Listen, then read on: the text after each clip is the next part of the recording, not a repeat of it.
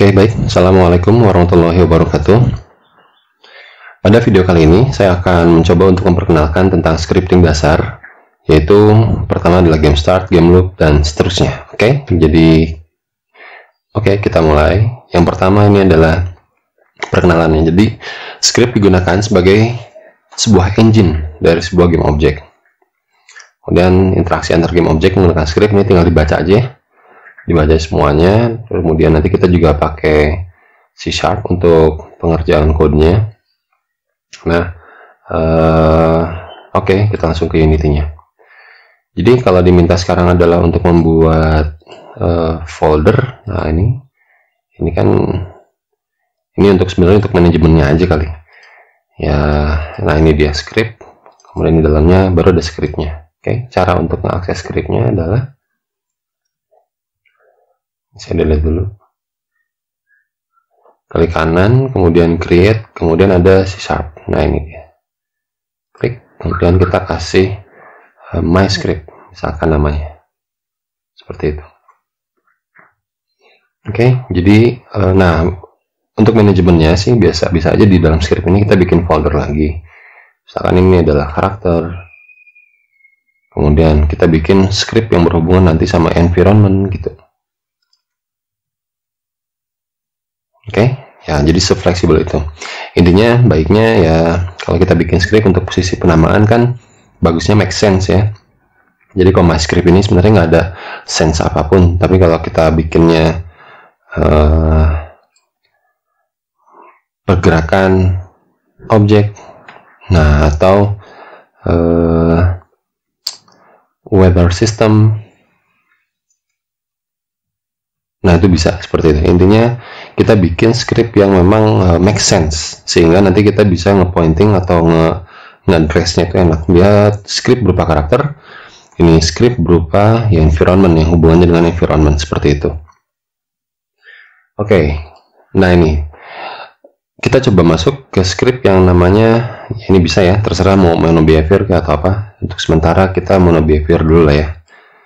Nah, jadi mono behavior ini adalah script yang secara default dia dinamakan itu ketika pertama kali dibuat, new behavior script. Oke, saya enter aja. Nah, ini saya nyambunginnya ke Visual Studio. Kalau yang mau ke Visual Studio Code juga sebenarnya bisa, atau ke editor yang lain itu sebenarnya sama aja bisa. Untuk proses settingnya itu nanti ada di sini, edit, kemudian ke preference, kemudian ambil external tools, dan ini dia external script editor. Kebetulan saya belum install monodevelop bawaan Unity ya kalau monodevelop, jadi yang ada aja deh. Nah, ini bisa Visual Studio Code, bisa ini. Kalaupun belum ada di sini ya udah kita browse aja, cari exe dari editor tersebut, pakai Sublime itu terserah, bahkan Notepad++ pun bisa gitu. Oke, cuman perlu dijadikan catatan bahwa editor tersebut baiknya yang memang sudah menghandle sisi-sisi seperti ini. Nah, ini dia. Jadi dia bisa mengeluarkan IntelliSense untuk ya transform. Jadi ini udah kedetek. Ini yang langsung dari Unity Engine atau misalkan Unity UI, Unity Editor apa gitu, HI atau UI. Itu banyak ya, terserah ininya. Intinya cari IDE yang memudahkan dalam pengetikan gitu.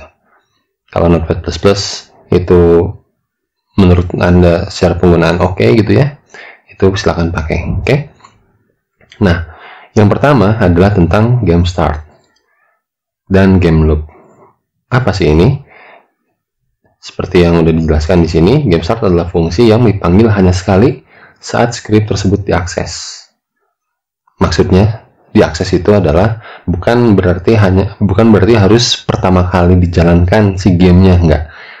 Ketika pertama kali dijalankan gamenya, script itu bisa jadi dia nggak akan diakses dulu, jadi akan di disable dulu. Nah, ketika kondisi tertentu maka script tersebut enable. Nah, ketika enable atau dia diakses, maka start dia akan dieksekusi pertama kali gitu. Jadi intinya bukan saat gamenya pertama kali dijalankan ya gitu. Oke, kemudian game loop adalah fungsi yang di dalamnya terdapat looping yang terus menerus gitu. Jadi di dalam update ini, kalau misalkan ini ada 1, kemudian ada 2, ada 3, ada 4 gitu, dan seterusnya, maka eksekusi dari update ini adalah 1, 2, 3, 4, 1, 2, 3, 4, 1, 2, 3, 4, dan seterusnya sampai script tersebut disable. Kondisi pada scene yang memang udah berpindah. Nah, di scene yang sebelumnya itu banyak script kan, berarti perpindahan itu mengakibatkan semua script yang ada di scene sebelumnya itu bisa disable, kecuali mungkin dengan kondisi tertentu dengan istilah singleton seperti itu. Jadi script tersebut masih bisa diakses, masih ngeloop gitu. Oke. Jadi kalau macam Arduino sih ini deket kali ya. Jadi seperti ini. Terus kalau Arduino kayaknya namanya void loop ya. Kalau ini kan void start.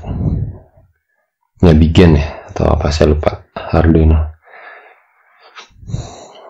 Oke, kemudian dia diturunkan dari kelas monobehavior. Jadi dia akan berlaku sebagai start, yang berlaku sebagai sekali dieksekusi saat game diakses, subscript diakses, atau ini adalah yang terus-terusan di looping adalah ketika monobehaviornya ini ada. Nah, kalau seperti ini tidak ada, berarti kelas new monobehavior script ini hanya berlaku si start sama update ini hanya sebagai fungsi biasa aja gitu. Gak ada perilaku looping, gak ada perilaku start awal diakses gitu. Tapi ketika kita menurunkannya dari monobehavior, maka script tersebut berlaku seperti itu tadi. Ini banyak sih sebenarnya, ada network behavior. Nah, ada ini kalau udah ngomongin tentang networking gitu. Oke, network behavior masih bisa ngebaca bahwa start ini adalah nah itu ada start is called just before of the update method is called the first time, seperti itu. Oke, jadi saya balikin lagi ke monobehavior. Nah, itu secara default ketika kita membuat script di Unity lewat editornya, IDE-nya, maka dia otomatis akan diturunkan dari monobehavior seperti itu. Oke, baik, itu tentang game start dan game loop. Game loop ini harus selalu ada karena dia nanti akan membaca seluruh kondisi dengan terus-menerus. Istilahnya tick game, TICK game, tick game itu ada di sini nanti.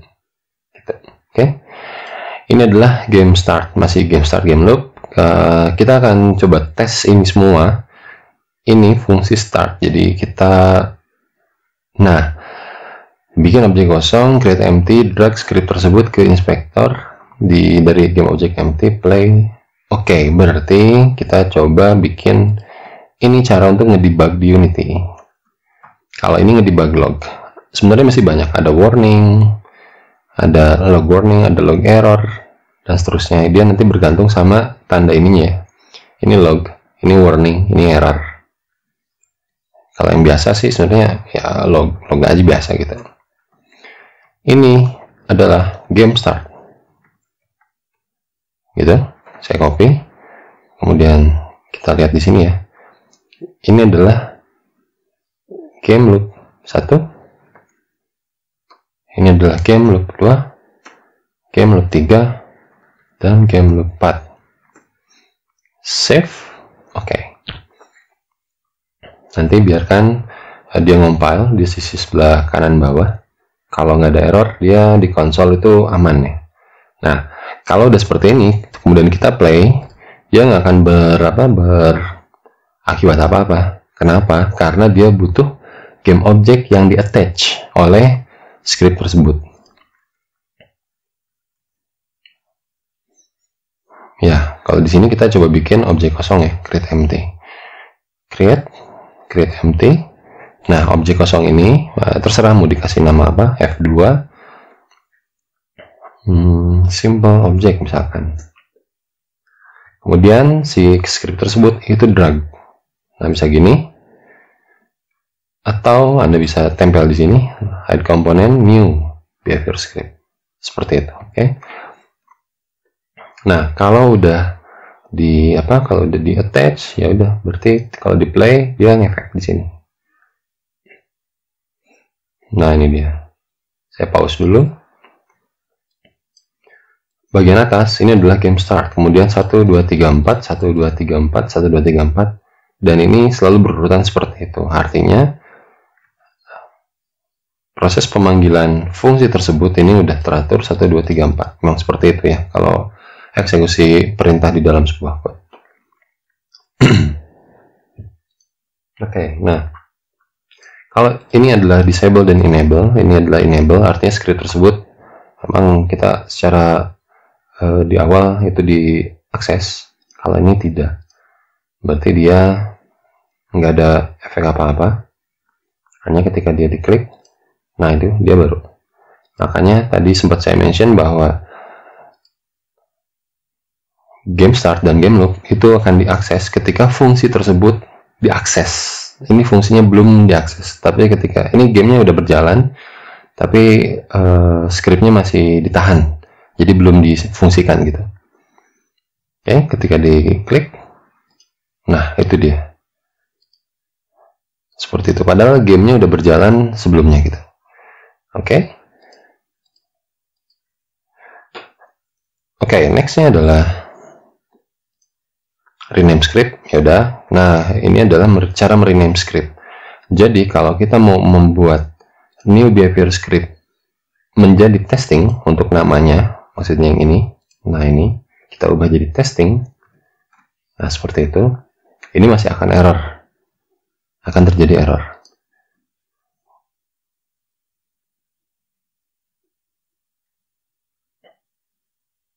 Nah, ini. Jadi dia miss. Oh, bukan error ya, tapi warning aja. Cuman tetap untuk penggunaannya, untuk penggunaan hal seperti itu tadi. Nah, ini kan testing. Cannot be load, please fix any compiler error. Nah, ini diakibatkan karena nama scriptnya adalah testing, tapi nama kelasnya di sini itu adalah masih, nah, masih new mono behavior script. Berarti ini diubah menjadi testing juga. Testing, kemudian ini jadi testing. Nah, seperti itu. Kalau udah save, ya kalau udah oke sih, sebenarnya tinggal running ya, dan kembali seperti biasa, seperti tadi. Oke. Nah, ini nama kelas, nama script, dan nama kelas itu harus sama. Oke, nah ini adalah game object dan transform. Pada script, ketika ia mengetikkan game object, nah ini pada script ya. Kalau kita mengetikkan game object ataupun transform, maka Unity sudah mengidentifikasi bahwa kedua teks tadi adalah game object yang menjadi tempat attach komponen script ini. Oke, maksudnya adalah, nah ini, kalau saya ketik transform di dalam script, maksudnya di dalam fungsi ya. Tapi kalau di sini, ini jatuhnya sebagai kelas. Oke. Kemudian game object juga ini sebagai kelas. Tapi kalau kita ngetiknya di sini, nah itu dia. Ini adalah properties. Kemudian untuk transform juga dia sama, berupa properties. Nah, seperti ini. Gitu. Nah, kalau saya ketikkan transform, atau kita lihat aja ya, debug.log, nama objek. Nah, atau nama objek ini adalah, kalau saya ketikkan game object dot name, yang muncul adalah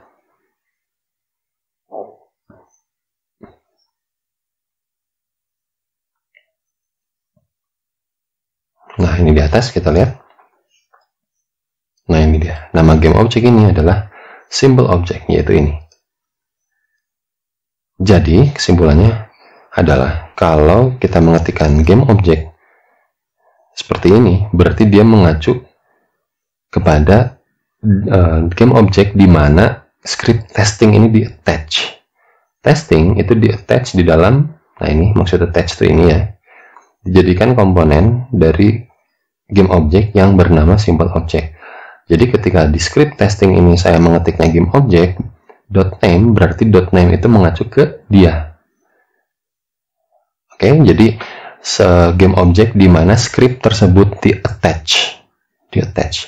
Kemudian untuk transform pun sama seperti itu. Nah, ini.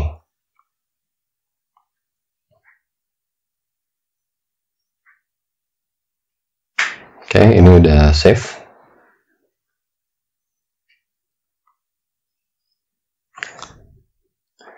Oke, kalau kita lihat di sini juga ini sama ya untuk penamaannya, ini adalah simple object.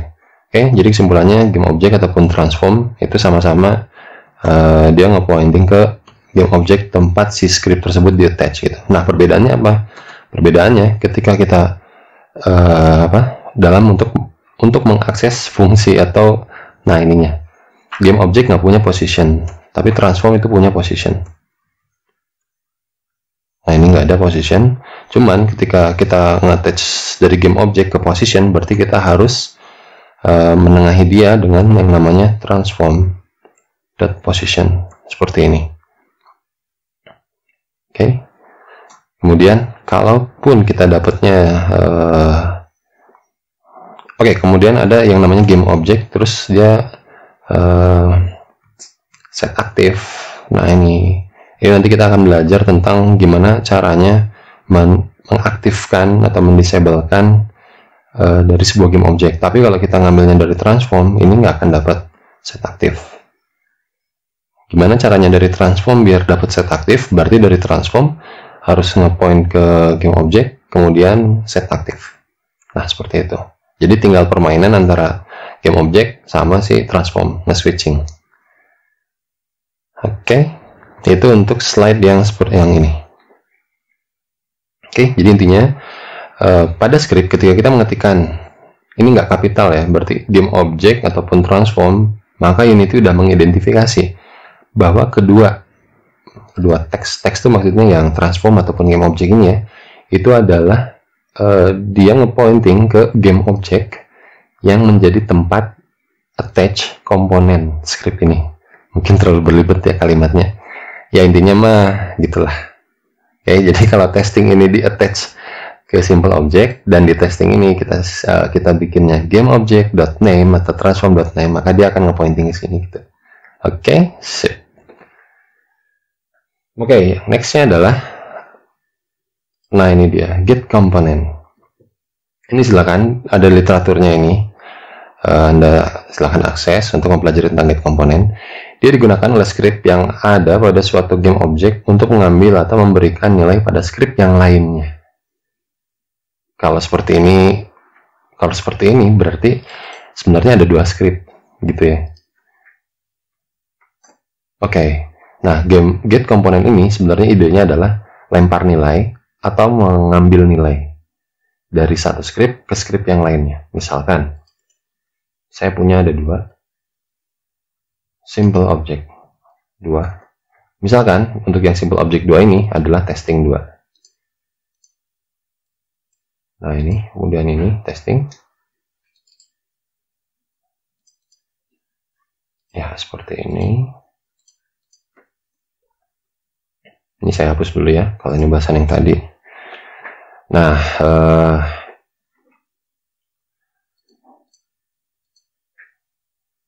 oke, misalkan gini, misalkan di simple game object 2 ini mengandung satu buah variabel, namun sifatnya untuk get component ini si variabel itu harus public. Nah, ini saya lupa ya ini. Variabel yang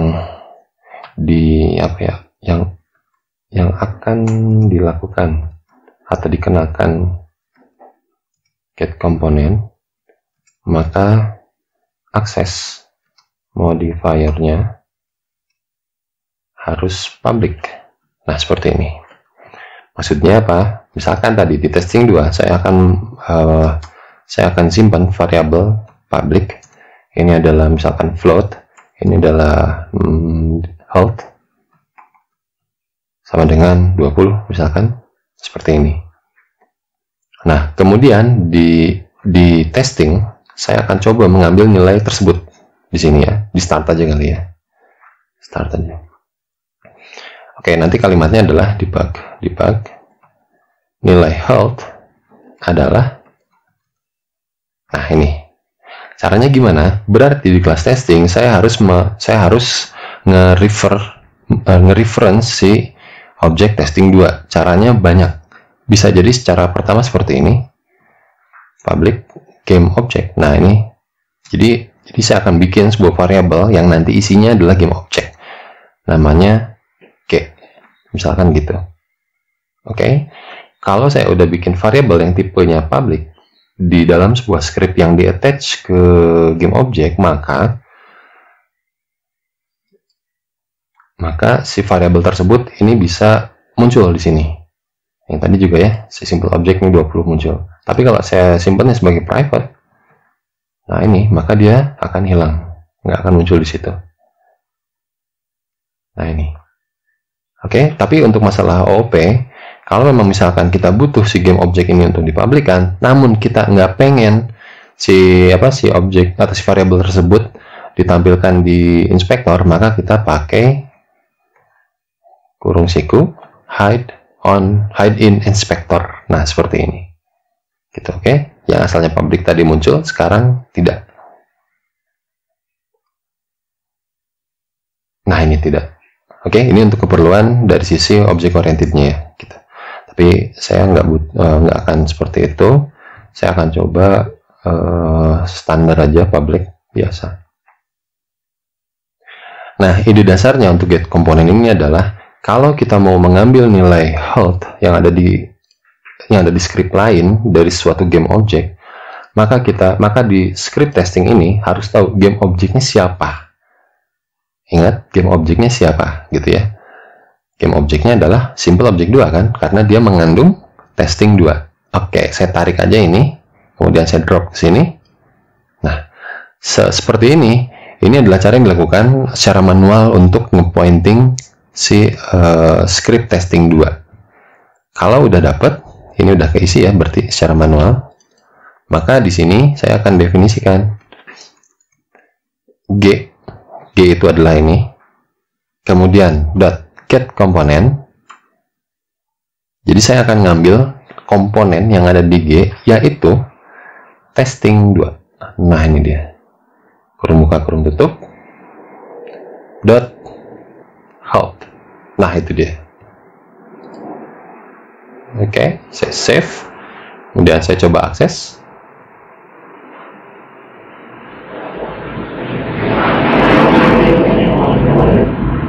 Nah, itu dia.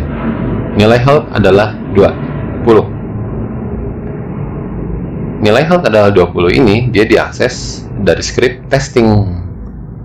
Tapi, nilai 20-nya diambil dari script testing 2. Situ. Nah, seperti ini. Caranya adalah, yaitu tadi, pointing dulu si G-nya, karena dia adalah game object yang memiliki script testing 2. Kemudian get komponen, kemudian kita kasih testing dan health. Nah, kalau dibikin private ini kita nggak akan dapat. Jadi akan ada error dari sisi aksesnya. Dia private access. Nah, ini dia. Ini protection levelnya itu inaccessible, nggak bisa diakses gitu. Oke, berarti dia harus public. Sifatnya seperti itu. Nah, kalau ini saya simpan kalau ini saya coba akses di sini, di dalam loop. Nah, ini kita coba.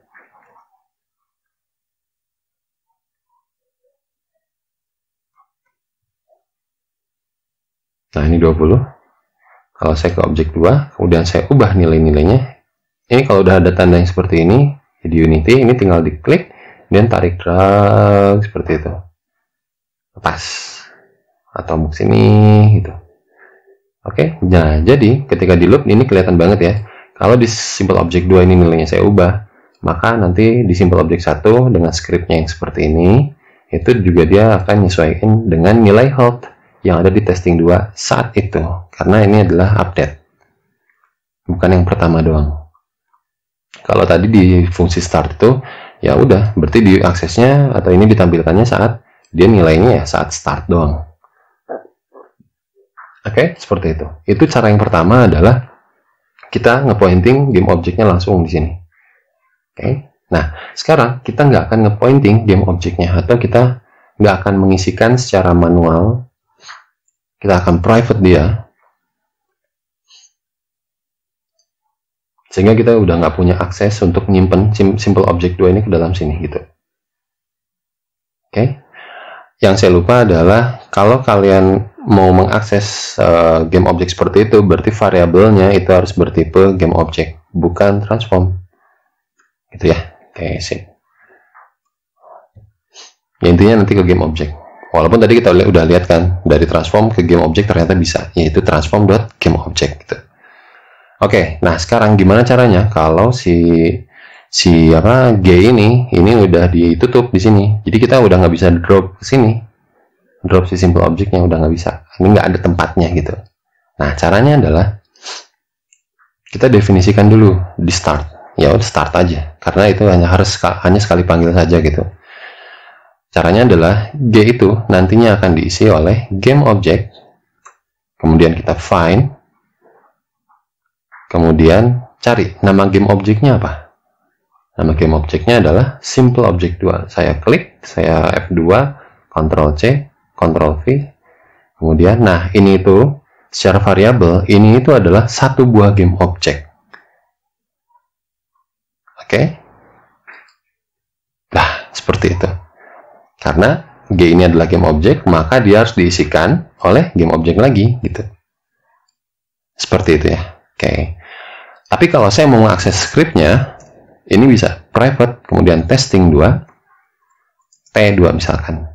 Nah, logika pemrogramannya gini. T2 ini akan diisikan oleh, kalau kita jalan mundur, T2 ini akan diisikan oleh script testing 2 yang ada di game object simple object 2. Itu kalau mundur. Tapi kalau maju, Anda ngetikannya game object find simple object 2. Nah, ini berarti kita udah nge-pointing ke game objectnya. Tapi bakal error. Beda dengan yang ini. Ini adalah game object, maka isinya harus game object. T2 ini adalah script testing 2, maka diisinya bukan game object dong, tapi harus script testing 2 lagi. Oke, karena ini adalah satu buah game object, maka kita akan bisa ngambil get component testing 2. Nah, seperti itu. Oke, di awal ketika ini sifatnya adalah public, maka kita ngambilnya gitu kan. Nah, seperti ini kan, get component. Intinya kita harus nge-get komponen testing 2. Jadi, nah G ini kebetulan diwakili oleh yang ini. Gitu. Nah, kalau Anda jeli melihat seperti ini dan ini adalah G, maka ini akan saya ubah menjadi G. Nah, gitu. Di sini. Oke, tapi kalau nggak ada G, ya udah berarti ini nggak ada. Nah, seperti itu. Oke. Jadi intinya mah adalah game object dot get component. Ini kelasnya apa? Seperti itu. Oke. Game object ini bisa diperoleh dari game object dot find, kemudian banyak ada game object dot find of type. Nah, kalau ini berarti langsung nanti dia ke testing 2. Seperti itu. Oke. Ya, itu adalah get component. Kalau ada yang kurang jelas, nanti silahkan ditanyakan di pertemuan selanjutnya. Oke, saya komen aja deh.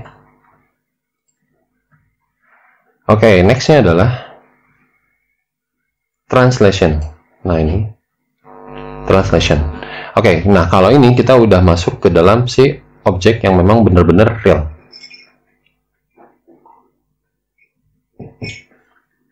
Maksudnya nggak empty doang gitu. Oke, saya ini hapus aja. Atau nggak usah, kalian nggak usah dihapus lah.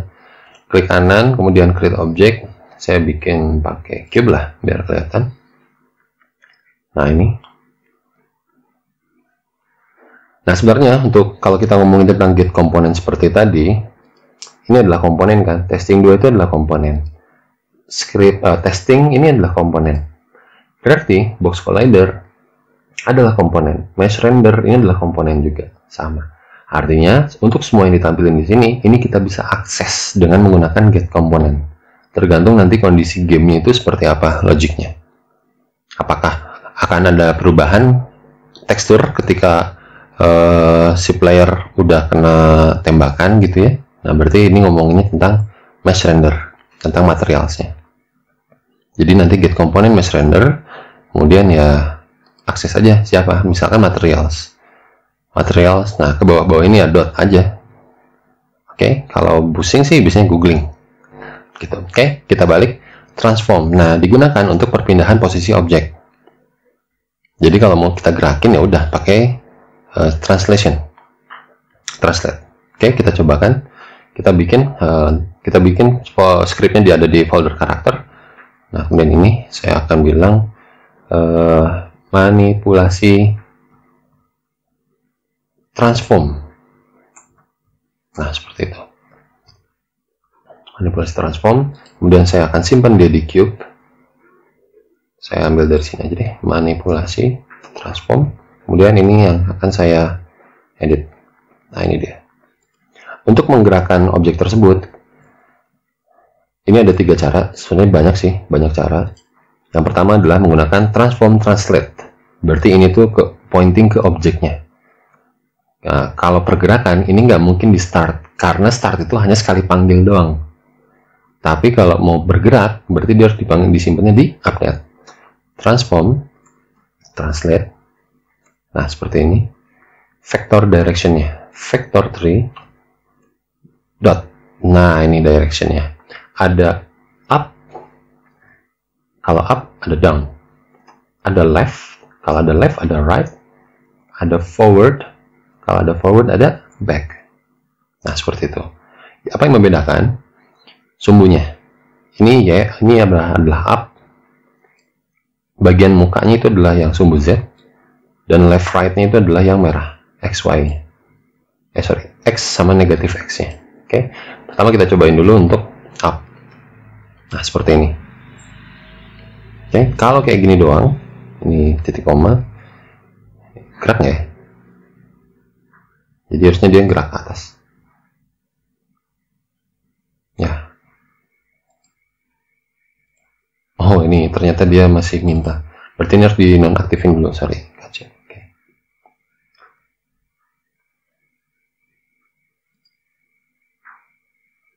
Nah, dia bergerak ke atas. Kalau kelihatan nggak usah dikejar dari sini, tapi kejar aja dari sini nih. Nah, ini dia. Oke, Y-nya berubah. Gitu ya, berubahnya cepat banget.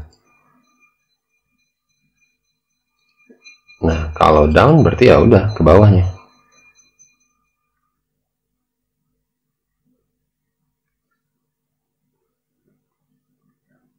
Nah, itu ke bawahnya.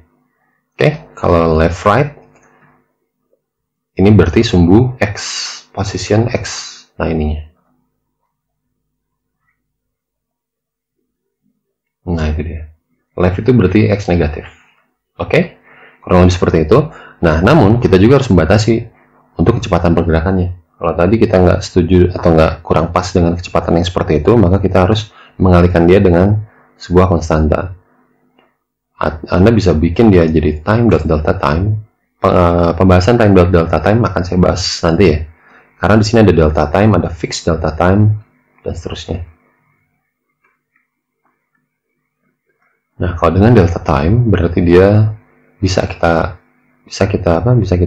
minimalisir pergerakannya. Nah, seperti ini. Oke. Berarti ada pengalinya. Atau bahkan kalau kita mau buat dia ada variabel public float. Public itu kita akan munculin di inspektor speed. Nah, ini kemudian nanti dikalikan dengan speed. Kemudian dikalikan lagi dengan time delta time. Oke, nanti dimanipulasi transform ini akan ada muncul variabel speed. Nah, ini kalau 0 ya wes berarti dia 0. Nggak ada pergerakan apapun. Kalau kita taikan, nah ini dia. Kemudian kita besarkan pergerakannya. Nah, itu. Kemudian kalau kita simpan dia negatif,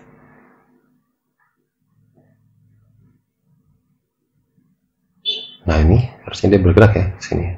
Nah, itu dia. Jadi untuk menggerakkan ke kiri kanan ini nggak usah vektor directionnya, nggak usah left right atau up down atau apapun, tinggal sebenarnya kita tinggal ubah aja nilai speednya gitu. Oke, nilai pengalinya ya, pengalinya. Oke, yang selanjutnya ini adalah XYZ. Jadi kita bisa set dia menjadi translate, karena ini adalah overload function, ada 6, ada vektor itu doang, kemudian ada space relative to nya ke mana, apakah ke world atau ke self nya, itu nanti kita bahas. Kemudian ada yang XYZ. Nah ini kalau saya 0 0 0 artinya udah 0, tapi kalau ini saya set misalkan ke atas ya, 1 doang, ini hasilnya adalah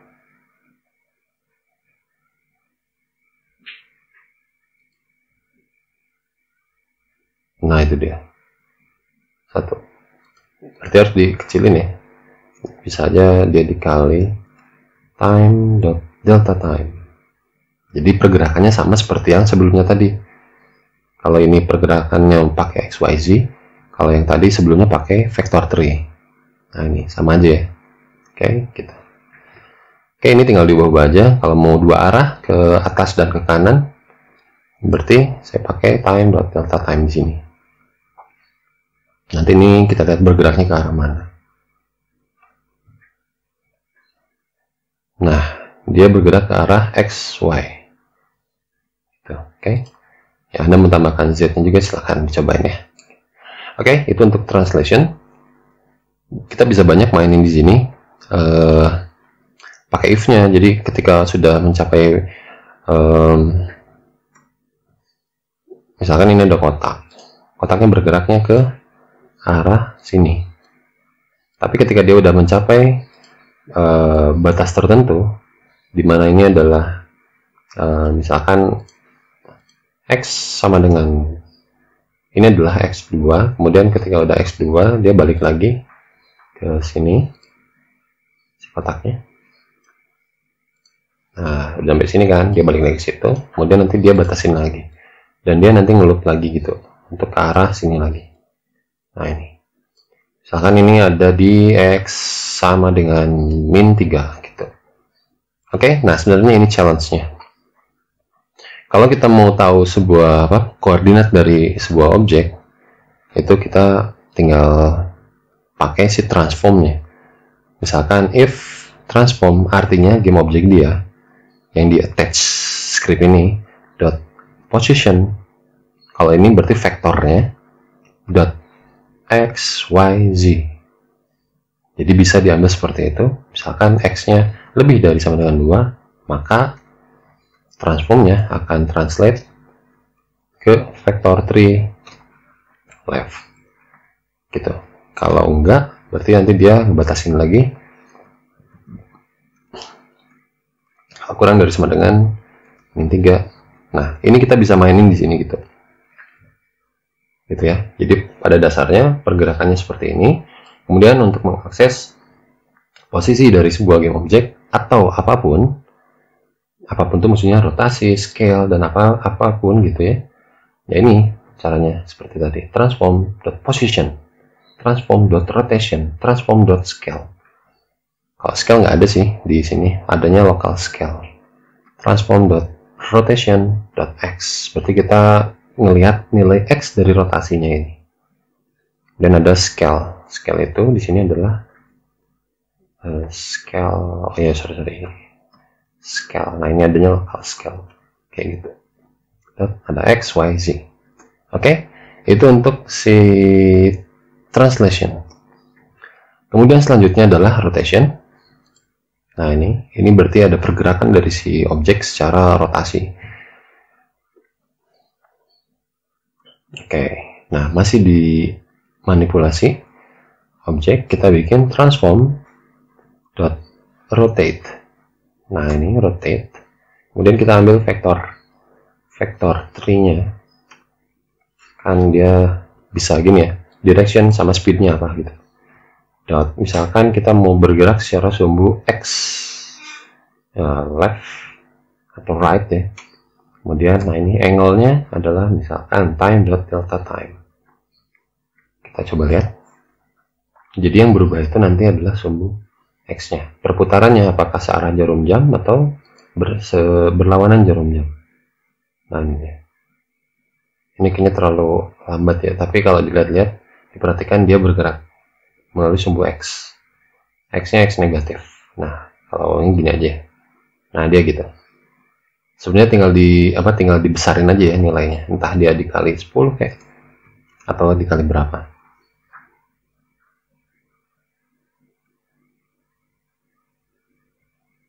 Ini kalinya 10. Oke, ataukah kita nanti mau ngegerakinnya berdasarkan sumbu Y. Up berarti kan. Nah, itu. Jadi kalau di play sih berarti Y-nya nambah kan, nambah positif. Kalau down nambahnya negatif. Nah, ini. Oke, jadi sebenarnya ada challenge-nya, yaitu kita bikin sebuah tata surya di mana ada matahari yang berputar, kemudian ada juga planet yang dia berotasi dan dia juga berevolusi gitu. Kita bisa bikin konsepnya itu adalah, nah seperti ini. Ini kita kasih script juga buat berputar. Jadi kalau saya cube ini akan saya bawa rada menjauh. Ini.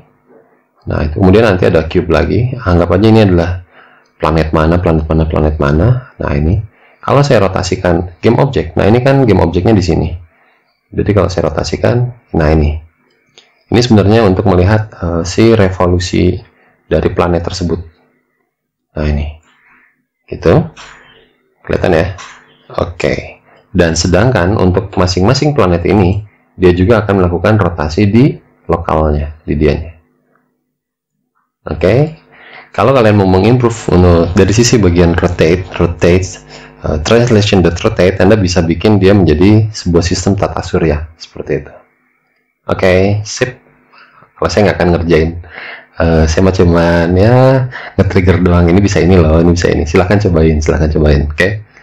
Oke. Nah, kalaupun Anda mau bikin dia transform rotate vector 3 forward 20 kali time delta time, ya ini bisa juga. Berarti dia rotasinya itu 2 sumbu. Gitu. Oke, jadi sangat fleksibel. Kemudian selanjutnya adalah scale. Nah, ini dilatasi. Jadi ini nggak ada fungsinya, tapi dia ada propertiesnya. Caranya adalah transform scale, local scale itu ditambah sama dengan vector 3. Nah, ini mau ditambahin berapa? Defaultnya ini gitu, nggak ada pertambahan. Tapi kalau kita mau menambahkannya dari sini, misalkan 2 kali lah, time dot delta time, itu kita bisa melakukan seperti itu di game objeknya. Berarti ini kita akan melakukan pembesaran scale-nya di sumbu X. Nah, seperti ini objeknya. Ini juga kena ya? Ya, kena karena dia diduplicate tadi. Ini juga kita bisa mainin di sini. Time dot delta time.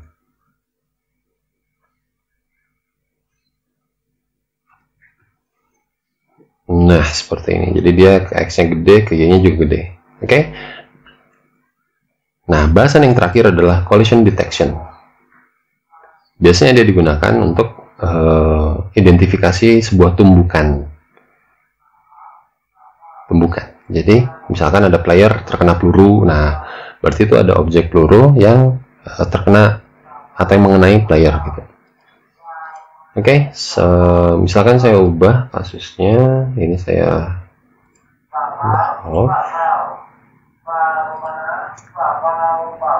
nah, misalkan objeknya adalah ini dan ini.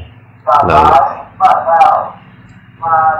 oke, syarat kedua objek itu akan menumbuk kalau collision detection-nya ada. Collision tuh ini udah ya, ketika kita pakai atau kita membuat 3D objek, mengeluarkan objek, itu box collider. Tapi kalau primitif. Tapi kalau Anda objeknya dari luar, misalkan punya tank baja atau player, Anda harus menambahkan box collider atau apapun yang sifatnya adalah collider. Ada box, ada kapsul, ada banyak mesh, ada spare, apapun. Ini nanti silakan ditambahkan. Untuk demonya nanti di video selanjutnya ya. Tapi kita pahami dulu bahwa konsep collider ini itu digunakan untuk mendeteksi adanya tumbukan. Seperti itu. Nah, selanjutnya adalah pada collider itu silakan centang is trigger. Nah, ini dicentang. Tapi sebenarnya kita akan coba pakai metode yang pakai collider. Sebenarnya ada yang collision. Kalau collision ini nggak centang. Dampaknya kalau ini dicentang, nanti kita akan lihat. Kemudian gunakan komponen rigid body. Oke, saya misalkan pakai rigid body-nya di sini. Komponen rigid body. Nah, ini dia. Nah, berarti rigid body ini hubungannya adalah sama komponen physics. Jadi kalau ya ini adalah gravity, kita centang, berarti dia nanti ketika di play akan turun. Nah, jatuh. Kayak gitu. Oke. Nah, ini dia udah ada collisionnya. Tapi kalau si box collider saya uncheck, nah dia turun. Jadi collider ini digunakan untuk mengidentifikasi tumbukan. Kemudian gravity itu digunakan nantinya untuk ya tadi ya kelihatan. Kalau Anda nggak mau pakai gravity tapi rigid body ada, ini tinggal uncheck aja. Pakai yang is kinematic. Nah, untuk script yang sekarang akan saya kenalkan itu butuh is trigger. Ini saya yang is kinematic aja biar nggak jatuh. Karena kalau dia jatuh, ini dampaknya adalah ini. Nah, ini diem gitu. Tapi kalau dia dipakai gravity, ini nembus ke sana. Tapi yaitu kita harus mempertahankan bahwa dia adalah is trigger. Oke, nggak masalah sebenarnya ya. Nah, kita coba bikin script di karakter, yaitu deteksi lah. Oke. Nah, kalau pakai yang checklist trigger, nah ini ya, checklist is trigger, berarti kita pakainya adalah void on trigger. Enter dengan parameternya berupa collider. Nah, seperti ini. Ini fungsinya diturunkan dari mono behavior. Jadi dia udah teridentifikasi. Kalau Anda ngetiknya ini T-nya kecil, O-nya kecil, E-nya kecil, ini nggak akan teridentifikasi. Oke, jadi harus tepat juga penggunaannya. Ini adalah override. Fungsinya di override. Oke, scriptnya deteksi. Nah, script deteksi ini harus disimpan di dalam game object yang memiliki collider. Nah, ini. Karena dia nanti akan mengakses collider yang ini. Gitu. Kalau saya pakainya yang uncheck, berarti saya nanti pakainya adalah void on collision enter. Ini namanya variable ininya adalah collision.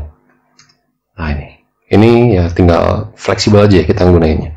Sekarang saya pengen gunain yang on trigger enter dulu. Nah, ini. Jadi ini saya checklist. Oke, nah ya scriptnya gini aja. Jadi kalau memang ada collision, berarti saya akan bilang debug.log ada tumbukan. Nah, seperti ini.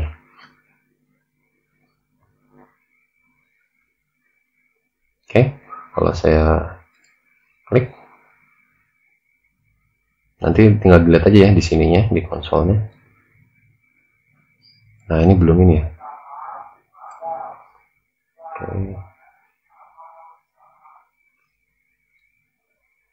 Oke, belum ada nih. Ini apa dia pakai? Harusnya enggak sih. Ntar ya. Collider on trigger enter. Oh. Ya, tadi kita lihat ya kalau dia ketambahin jadi scriptnya beda, jadi dia nggak diturunin dari mono behavior-nya ya nggak akan terjadi apa-apa. Harusnya sih tadi terjadi. Nah, ini dia. Kalau ini saya play, kemudian CGF 1 saya deketin ke sini, bahkan saya adain tumbukan dengan dia. Nah, ini tegak lurus ya kelihatannya. Nah, itu dia. Tapi on trigger enter itu ke trigger fungsinya akan dieksekusi hanya saat dia enter saja. Jadi nggak terus-terusan gitu, nggak seperti itu. Ini kalau terus-terusan itu artinya ada tumbukan ke bawah, terus ketika dia diangkat baru nggak ada, scriptnya berhenti di situ, nggak. Tapi on trigger enter itu hanya dieksekusi ketika dia enter saja, masuk doang. Oke.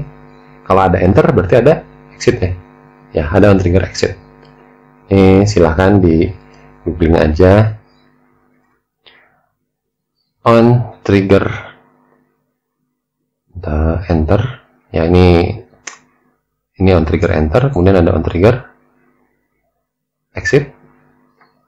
Jadi kalau exit itu dipakai untuk identifikasi saat objeknya keluar dari tumbukan tersebut gitu. Oke, gitu ya. Nah, sekarang saya pengen lebih spesifik lagi. Saya punya objeknya ini juga ada. Nah, ada 3. Ini cuman collider gini doang. Tapi saya pengen ngebaca ya. Pengen ngebaca kalau objek si cube 1 ini dia menumbuk cube ini, nggak akan terdeteksi apa-apa, nggak ada tumbukan apa-apa. Tapi kalau dia menumbuk cube 2, dia baru ada tumbukan.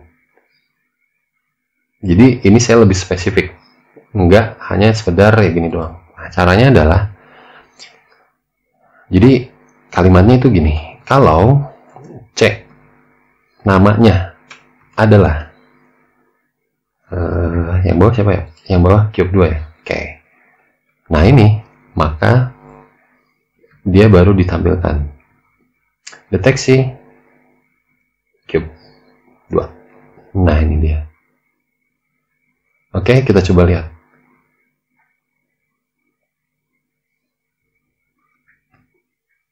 Oke, jadi cube 1 ini kalau dia kena ini dia nggak akan ngaruh. Oh, tadi kan ngaruh ya, ada tumbukan. Tapi ketika udah cube 2, nah ini dia. Maksudnya apa? Jadi ya kita ngebatasin. Kalau jadi collider ini adalah objek yang ditumbuknya atau yang ditabraknya lah gitu. Ada tumbukannya. Yaitu C. Jadi kalau si C ini namanya adalah ini, maka dia identifikasi gitu. Ini bisa kita implementasiin di game-game seperti game perang gitu. Jadi kalau kita ngeluarin sebuah jurus atau nembak gitu ya, dan kena player, kan kadang ada yang ngaruh ya, reality gitu kan.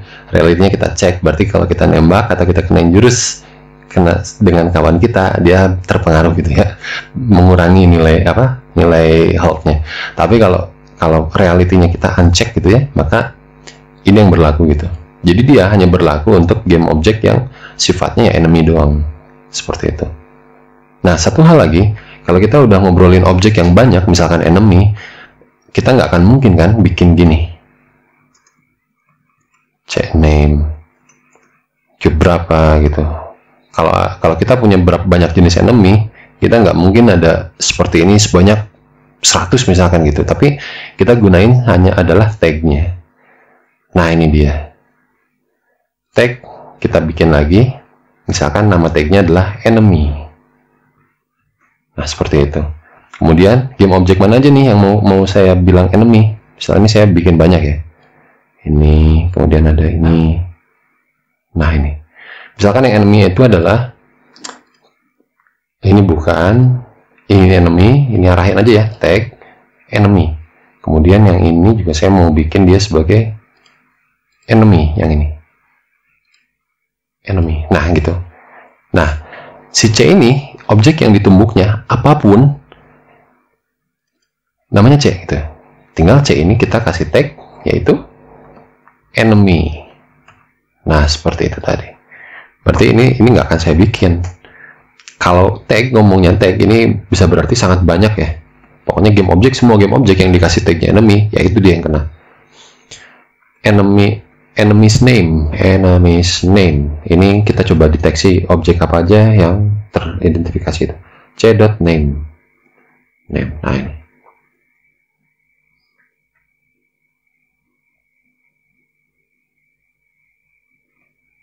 Oke, si cube 1 bergerak. Kita coba. Ini nggak terjadi apa-apa karena dia tagnya untag. Nah ini dia, cube 4 enemy, cube 2 enemy. Karena si cube 2 dan cube 4 tag-nya adalah kita udah set enemy ya. Udah set enemy. Yang ini bukan enemy kan? Untag. Jadi kalau kita ke bawahin ya cuma ini doang. Nah. Oke. Nah, bonus deh. Kalau misalkan yang nge-tag enemy kemudian game objeknya hancur, ada destroy. Nah, ini game objeknya apa nih? Nama objeknya adalah si C ya. Tapi C ini kan masih tipe datanya collider. Ini. Kita bikin aja jadi game object. Dia hancur setelah 1 detik, 1 float. Atau misalkan ya udahlah langsung aja hancurin 0,2 lah. 0,2 detik. Langsung aja. Oke, kita coba ini hancur gitu. Sip. Baik, itu aja pemaparan yang materi yang sempat ketunda. Ini saya nggak tahu nanti hari Rabu besok apa dapat internet yang bagus, tapi solusinya ya paling saya rekam seperti ini lagi, materi nanti saya share duluan gitu. Oke, baik, itu aja. Terima kasih semuanya. Semoga sehat selalu. Assalamualaikum warahmatullahi wabarakatuh.